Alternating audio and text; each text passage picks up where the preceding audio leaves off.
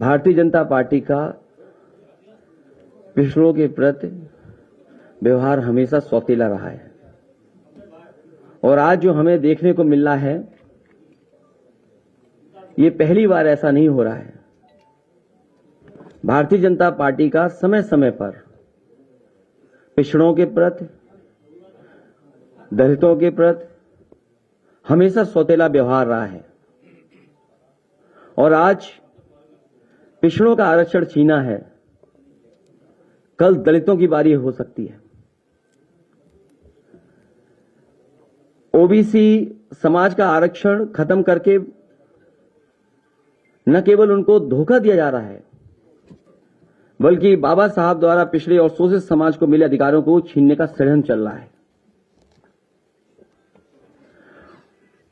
केवल एक संस्था में नहीं, अगर भारतीय जनता पार्टी का काम करने का तरीका हम देखें तो हर संस्था में भारतीय जनता पार्टी जानबूझ करके षड्यंत्र कर करके पिछड़ों को, दलितों को अधिकार नहीं दे रही है। ओबीसी समाज का आरक्षण खत्म करके ओबीसी समाज की आने वाली नस्लों को भी गुलाम बनाने का षड्यंत्र चल रहा है। इन समाजों का आरक्षण खत्म करके समाजों को सत्ता से बेदखल करने की भी साजिश है और इसके लिए लगातार भारतीय जनता पार्टी किसी न किसी रूप में तैयारी करती रहती है। समाजों का आरक्षण छीन करके और खासकर ओबीसी, दलित, उनका आरक्षण छीन करके उनकी आने वाली नस्लों को हजारों साल पीछे ढकेलने का भी षड्यंत्र और साजिश सरकार कर रही है। भारतीय जनता पार्टी समय समय पर पिछड़ों का तो वोट चाहती है लेकिन सत्ता में उन्हें भागीदारी नहीं देना चाहती।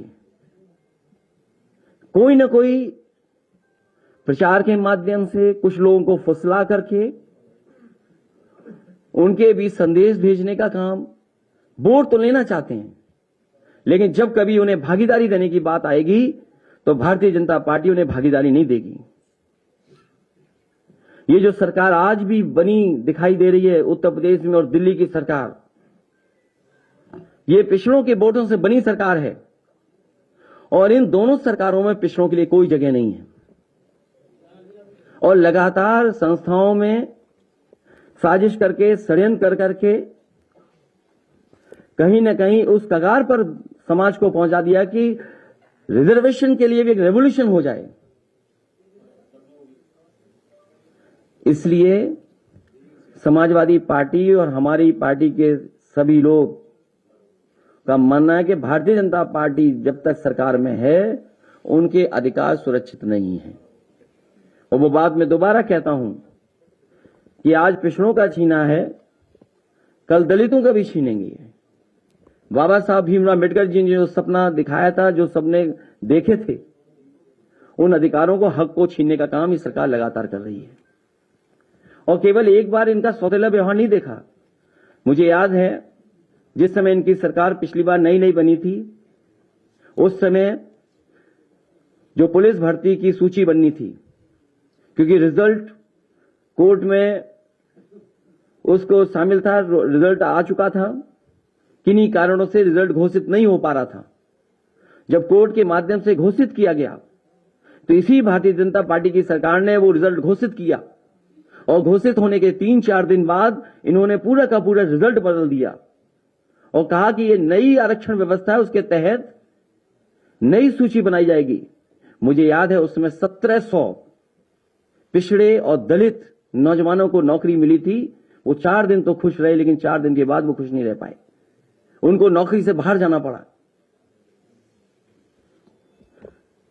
उस समय भी वो लोग जो नौकरी से रह गए थे हर मंत्री के घर गए थे।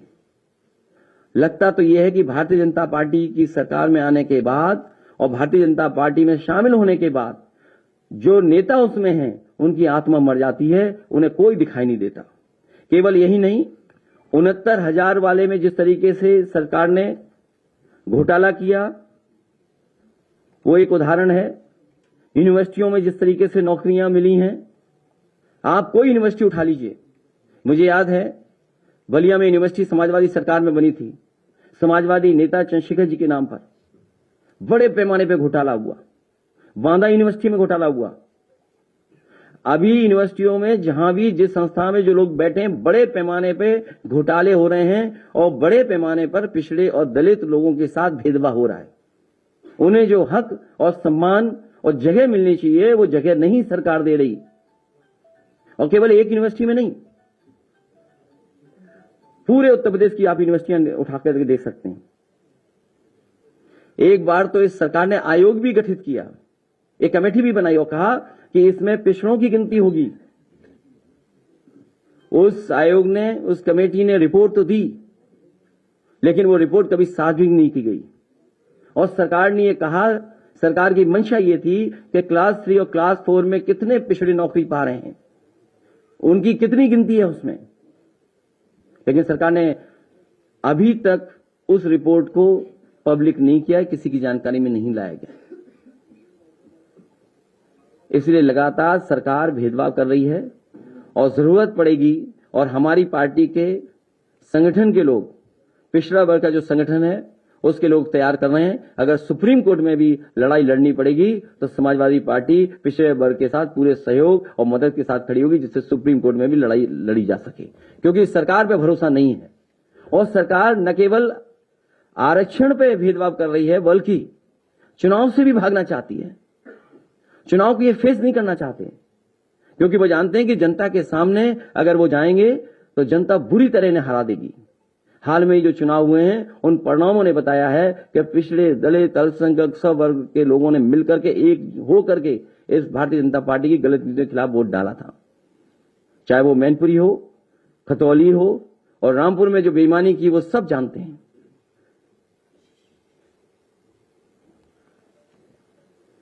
इसी तरह राज्य पिछड़ा वर्ग आयोग बना था 1994 में, उसको भी पूरा का पूरा समाप्त कर दिया सरकार ने। जो पिछड़े वर्ग को कुछ मदद मिल सकती थी आयोग से, उस आयोग को पूरी तरीके से सरकार ने समाप्त कर दिया।